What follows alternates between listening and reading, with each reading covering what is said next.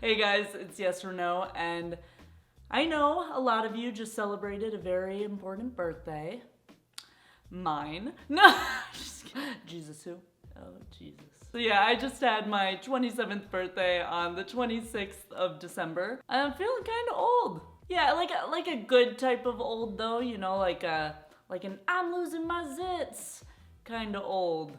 Who am I kidding? I'm not losing my zits. I have zits and I'm old. It's like the worst of both worlds. No, but I figured I should have something to be grateful for this year, and so I have made a list of 27 things I've learned in 27 years of living, and I'm about to share those with you guys. So let's make like Shia LaBeouf and just do it! Alright, 27 things I've learned in 27 years. First of all, none of it's real. Your life, it's a story. Your ego, it's a story. Your personality, a story you've got comfortable telling yourself. Money, it's a concept, none of it matters, and one day we're all gonna be dead.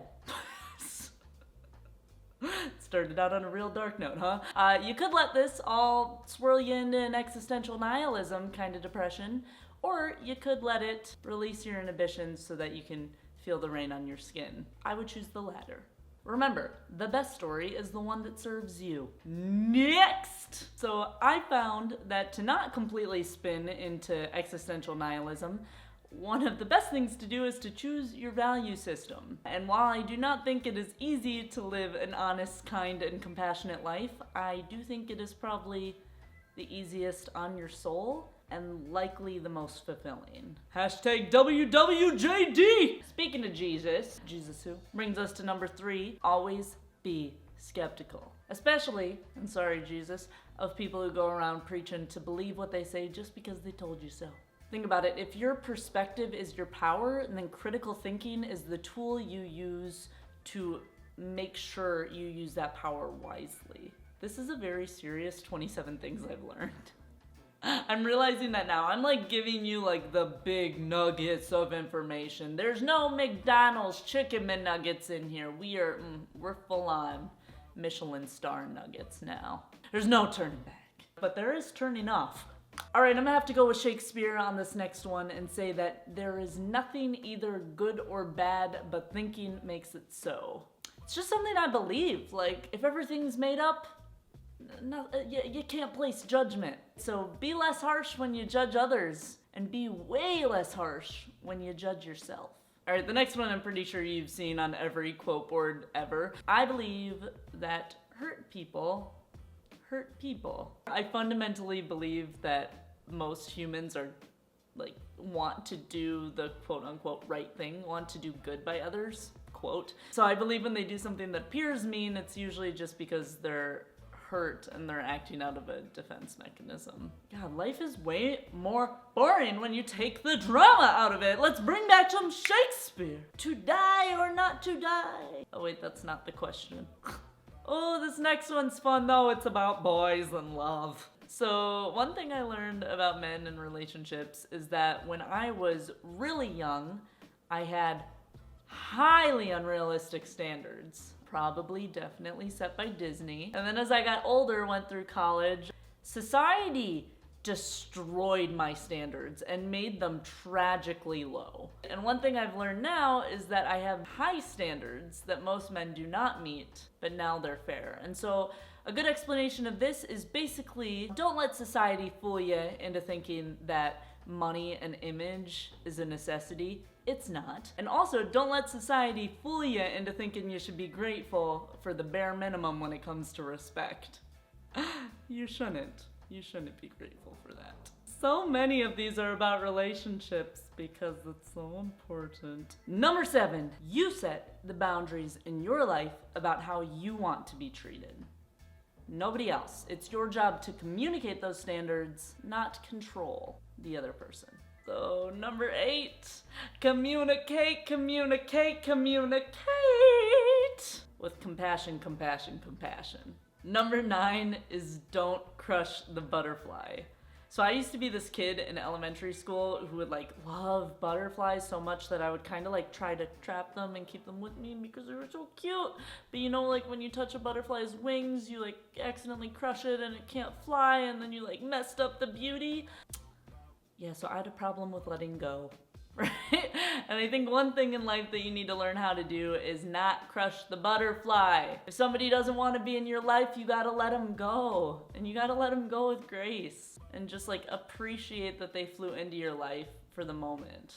Right? Another way of saying this is my favorite quote, which goes, never chase love, affection, or attention. If it isn't given freely by another person, it isn't worth having. So true, so true, so true. Number 10. I feel like actually most of the advice I'm giving you could literally go to Pinterest and find the same things, but this is so real for me. Consider how hard it is to change yourself, and then think about what little chance you have of actually changing others. So another way of saying this is when you see something in life that is not the way you want it to be, it's up to you to take accountability for that and try and hashtag be the change you wish to see in this world. Shout out Gandhi. There's literally no better strategy. Hoping that someone else will change is just, that's you're gonna be hoping a long time. Number 11, you are not in control of the way other people write about you in their life's narrative. If other people want to think you're a fool, let them. It's not up to other people to know why you do what. It's up to you to know that. So cut those people out and realize that you're the only one who has to live every single second of your life. People actually give very few flying you-know-whats about you. Ouch, it kind of hurts when you talk about it that way. Yep, number 12. Know what you're shooting for.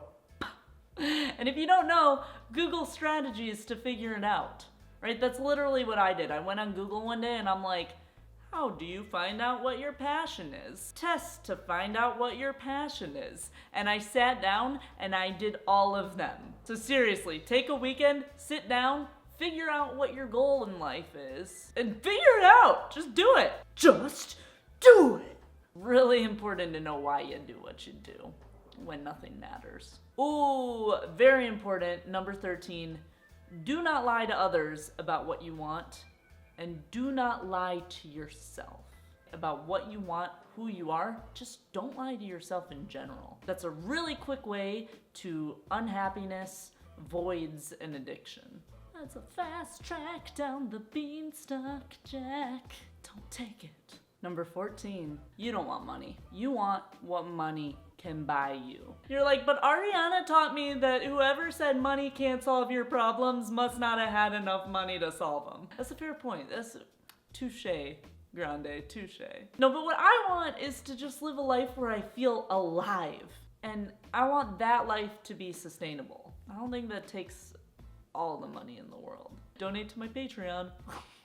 Number 15, gravitate toward people who make you feel alive, right? And who are alive themselves. Hashtag no dead friends. You're like, where are you spending your time? The cemetery? No. Also, P.S. along those same lines, Eleanor Roosevelt once said, and I believe this, she said, no one can make you feel inferior without your consent. Just felt related. Thought I'd toss it in there. Number 16. Sure, I believe in theory you're in control of yourself and you have power over all of your thoughts, but also, let's be honest, your environment does have a huge impact, psychologically speaking. So sometimes if a place isn't serving you, it makes sense to get up and go. And also, music can be considered your environment. So don't listen to stuff you don't want to be brainwashed to believe. Number 17. Life is not a solo act. That's probably one of the biggest myths people will ever tell you is like, I'm good on my own. Psh, I don't need anybody. Yeah, you do. You ever seen somebody in solitary confinement? They literally start to question their own existence. Like, that's what I've been doing during quarantine. But we need people, right? Probably one of the most meaningful things in life is connection. So don't let individualistic societies convince you that you don't need something that humans have needed for thousands of years. You do. You do. Number 18. Marie Kondo had it right. Right? Everything from the joy minimalism to the how to fold your clothes. Con Marie had it going on. Started folding my clothes the way she told me when I was 25. Haven't gone back. Moving on. Number 19. The motto that has made me the happiest in my life is the motto, live your life from courage, not fear. This quote is usually like, live your life from faith, not fear. But I'm not a religious gal. I basically just steal from religion and give to myself. That's the true meaning of Christmas. Am I the Grinch? Am I the Grinch? Number 20, it takes a long time to learn something new without a good coach, right? So if you have the money, invest in a coach. And if you don't have the money, you're gonna have to pay tuition sometime, in some way, right? So you're just paying with your time and your motivation, which is a scary thing to play with. Number 21, America. It's not healthy to put on a fake happy face all the time. This isn't healthy. It's not healthy. Similarly, it's not healthy to go around feeling sad for yourself all the time, Eeyore. Similarly, stoicism can suck my balls. What? The ghost of Eric Cartman just inhabit my body? Suck my balls. I hate stoicism. I think stoicism makes life gray. I don't think we should be trying to erase our feelings. I think we should be trying to feel the feels. What is healthy is feeling all your feelings, all the colors of the rainbow, acknowledging them, saying, oh, hello, sadness, hello, humor, hello, happiness, and then smushing them down where you never see them again. No, I'm just kidding. Acknowledge all your feelings, and then deal with them. What's bringing me pain? How could I change it? What's the solution? This is back to the Gandhi accountability thing. I feel like we should all just get t-shirts that say like, accountability is sexy. I'd wear that. I would definitely wear that. Number 22, are you ready? Are you ready? Are you ready? Focus and energy. If you can master these two things, you can master anything.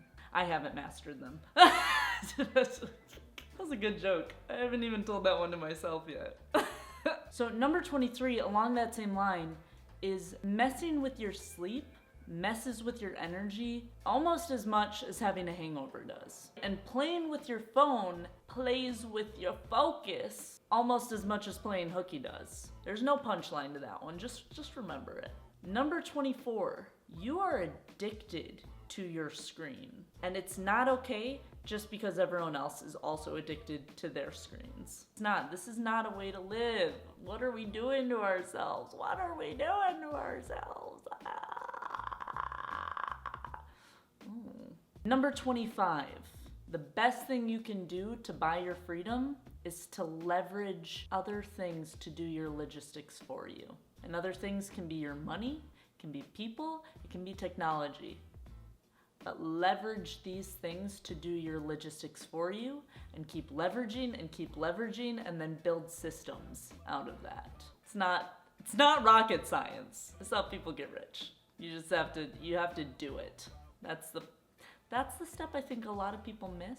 Also, it takes time and energy and focus. What did we say? 2 of those, you master anything? Number 26, life is about trade-offs and continual improvements until you get as close as possible to your intentional life.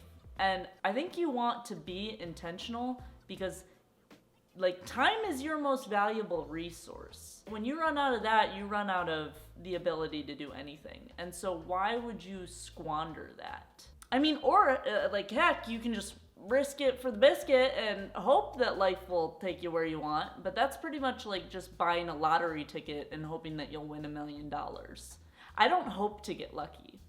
I like to make my luck. And number 27, you guys know I'm a nerd, so I had to end it like this. Life is better when lived as a novel as opposed to a self-help book. Although, of course, you need both. So what I mean by that is basically you can go and live your life essentially by the book. You can live it with this generic language that every self-help book has ever, where it tells you step 1, step 2, step 3, but oh my god, I'm already snoozing. Right, life is much better when you live it as a novel. There are plots and twists and plot twists. That's how I choose to live my life. And actually the 2 YouTube videos that have informed me on how best to live my life once I've gotten the structure down, because I'm very good at living like a robot. 2 videos that have most informed me how to actually live and be happy and enjoy the moment are James Veach is a terrible roommate, and also this is not happening, possible terrorism. The first one is about this guy who buys an army of rubber ducks to like annoy his roommates. And the second video is about this guy who gets a pair of women's jeans in the mail from Amazon, and it's like his neighbor's jeans, and so he bribes her by writing a ransom note for peanut butter. That's how I think life should be lived.